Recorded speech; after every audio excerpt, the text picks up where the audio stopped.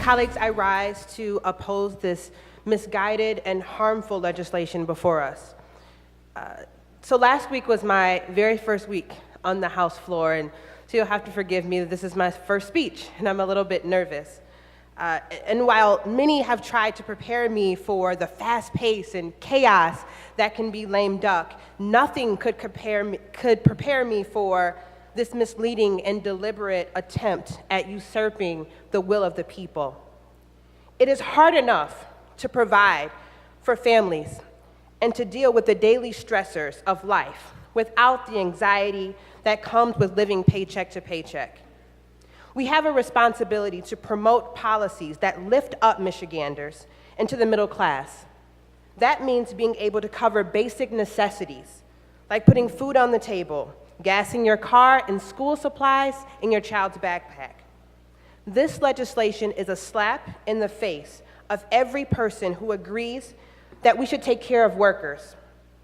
And to every person that stood in the cold this afternoon and in the rotunda and elsewhere to show their support for economic equality. We owe it to our constituents to support the original One Fair Wage ballot initiative, to eliminate the sub-minimum wage, and to keep the dream of economic advancement alive for all Michigan residents. Mr. Speaker, if folks in this chamber don't think that there's workers in their district that may be influenced about this, I ask you to actually look at my district, which right here in the Capitol, this is it.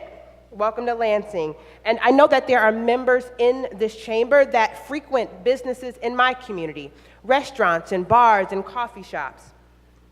And I find it unconscionable that we would be here supporting legislation that disrespects the hundreds of workers that they see each and every week while visiting this city.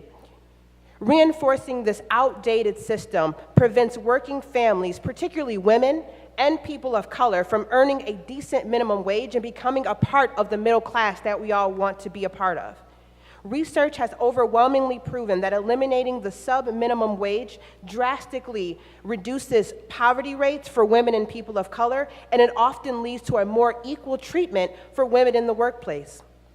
By voting against this legislation today, you would be supporting the original ballot initiative, thus upholding the will of the people, who are our constituents in every corner of this state.